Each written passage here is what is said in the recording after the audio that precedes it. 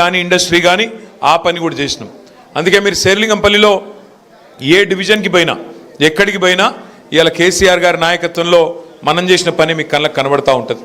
అట్లాగే ఇంకోవైపు కాంగ్రెస్ బీజేపీ రెండు పార్టీలు కూడా చేసిందేమీ లేదు. కాంగ్రెస్ ఏమో అబద్ధాలు చెప్పి అధికారంలోకి వచ్చిన పార్టీ, 2 ఏళ్ల కింద దొంగ మాటలు చెప్పి పచ్చి అబద్ధాలు చెప్పి మీకు అరిచేతుల వైకుంఠం చూపెట్టి ఆ పార్టీ అధికారంలోకి వచ్చింది. ఇక ఇంకో దిక్కు పూజకు పనికిరాని పువ్వు ఆ బీజేపీ పార్టీ, ఆడు తెలంగాణకు చేసింది 12 ఏళ్ళ 12 పైసల పని కూడా చేయలే.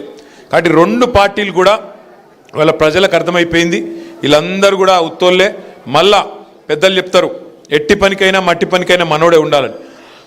అట్లాగే కేసీఆర్ గారిని తిరిగి తెచ్చుకోవాలి, కేసీఆర్ నాయకత్వమే ఈ రాష్ట్రానికి శ్రీరామ రక్ష అని చెప్పి తెలంగాణలోని ప్రతి ఆడబిడ్డకు ప్రతి అన్నకు ప్రతి తమ్ముడికి అర్థమయ్యింది. కొంత టైం ఉన్నది, కాకపోతే ఇంకో 2 ఏళ్ళు తనలాడాలి, ఇంకో 2 ఏళ్ళు కొట్లాడాలి.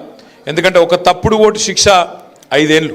నేను అందుకే నిన్న మొన్న జిల్లాలు తిరిగి వరంగల్ పోయినా, కామారెడ్డి పోయినా, ఇంకా వేరే జిల్లాలు పోయినా, సిరిసిల్ల పోయినా, కరీంనగర్ పోయినా, అంతటా నేను ఒకటే చెప్పిన, ఏమంటే మీరు గుర్తుపెట్టుకోండి, ఓటేసే ముందు 1-2 సార్లు ఆలోచించుకోవాలి. తప్పు ఓటేస్తే 5 ఏళ్ల తర్వాత మళ్ళీ మనకు కరెక్షన్ అవకాశం ఉంటుంది తప్ప 5 ఏళ్ల లోపల మనం చేయగలిగేది ఏమి ఉండదు. అందుకే ఓటేసేటప్పుడు పైసలకు కులానికి మతానికి కాకుండా మనకు ఏ నాయకుడైతే కరెక్టు, ఏ పార్టీ అయితే మనకు న్యాయం చేస్తుంది, ఈ ఆలోచనతో ఓటేయాలి తప్ప మనం కన్ఫ్యూజ్ కావద్దు అనేది ముందుగా నా రిక్వెస్ట్. శేర్లింగంపల్లిలో నిజానికి పార్టీ ఇవాళ అద్భుతంగా ఉన్నది. ఏ డివిజన్ కా డివిజన్ 24 డివిజన్లలో ఏ డివిజన్ కా డివిజన్లో ఇలా పోటీ వాతావరణం ఉన్నది. నేను కొట్లాడతా అంటే నేను కొట్లాడతా అని చెప్పి ఇలా నాయకులు ఒకరితోనొకరు కొట్లాడుతూ ఉన్నారు. హైదరాబాద్ మహానగరంలో ఒకటైతే పక్కా, హైదరాబాద్ మహానగరంలో నాకు తెలిసి నాకున్న అవగాహన మేరకైతే కార్పొరేషన్ 1 అయినా 2 అయినా 3 అయినా 4 అయినా ఎగిరేది మాత్రం గులాబీ జెండానే, ఇది మాత్రం పక్కా. అందులో ఏ అనుమానం లేదు, ఏ అనుమానం లేదు. ఎందుకంటే మనకు నాయకత్వం ఉంది.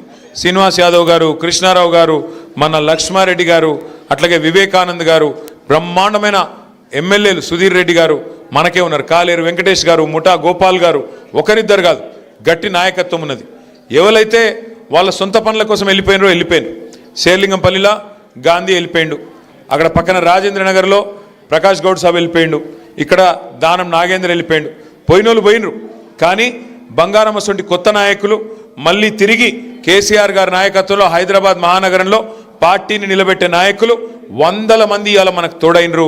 అందుకే ఆ కాన్ఫిడెన్స్తో నేను చెప్తా ఉన్నా, తప్పకుండా అబద్ధమాడి అధికారంలోకి వచ్చిన కాంగ్రెస్ను, అట్లాగే 12 ఏళ్లుగా 12 పైసలు పనిచేయని బీజేపీని, రెండింటిని తప్పకుండా బుద్ధి చెప్పే బాధ్యత హైదరాబాద్ ప్రజలు తీసుకుంటారన్న విశ్వాసం నాకుంది.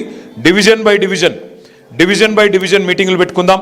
డివిజన్ బై డివిజన్ మనం ఒకసారి మంచిగా పార్టీ పరిస్థితి ఏందో అర్థం చేసుకుందాం. ఇప్పుడు శ్రీరామ్ నగర్లో విజయ్ వచ్చిండు, అట్లాగే ప్రతి డివిజన్లో మన నాయకులు ఉన్నారు. కొత్తగా డివిజన్లు మారినాయి. ఇదివరకు మనకు శేర్లింగంపల్లి 11 ఉండే, ఇప్పుడు 24 అయినాయి. కాబట్టి డివిజన్ బై డివిజన్ కూర్చుందాం. నేను కూడా వస్తా, సీనన్న కూడా వస్తాడు, కృష్ణన్న కూడా వస్తాడు. డివిజన్ బై డివిజన్ ఎమ్మెల్యే లేడని భయపడకుని మీకు కృష్ణారావు గారు ఉన్నారు, ఆయన అన్నిటికీ అండగుంటాడు. సీనన్న ఉన్నాడు, నేనున్నా, అందరం హైదరాబాద్నే ఉంటాం. మీరు ఎప్పుడు పిలిస్తే అప్పుడు ఉరికొస్తాం. కానీ ఒక్క మాట నేను ముగించే ముందు మీకు చెప్పేది, చదువుకున్న పిల్లలు, విజయ్ కుమార్ రెడ్డి లాంటి పిల్లలు ఇంకా ఎంతమంది ముంగటికి వస్తే మనకు అంత లాభం జరుగుతుంది. ముఖ్యంగా మా ఆడబిడ్డలతో నా ప్రార్థన, దయచేసి ఆలోచించి ఓటేయాలని మన వాళ్ళందరికీ చెప్పాలి.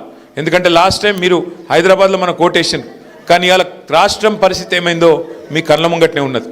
రాష్ట్రం మొత్తంలో ఇవాళ అన్ని వ్యాపారాలు డౌన్ అయినాయి, అన్ని వాణిజ్య సంస్థలు డౌన్ అయినాయి, కొత్త కొలువులు వచ్చింది లేదు, ఉన్నాయి పోయే పరిస్థితి ఉన్నది. శాంతి భద్రతలు కూడా అక్కడ చక్కగా లేవు. పట్టపగలు మన సుల్తాన్ బజార్లో SBI మెయిన్ బ్రాంచ్లో తుపాకీతో కాల్చి 8 లక్షల రూపాయలు పట్టపగలు ఎత్తుకపోయే పరిస్థితి. మీ చందానగర్లో పట్టపగలు జ్యువెలరీ షాప్ మీద దాడి చేసి బంగారం ఎత్తుకపోయే పరిస్థితి.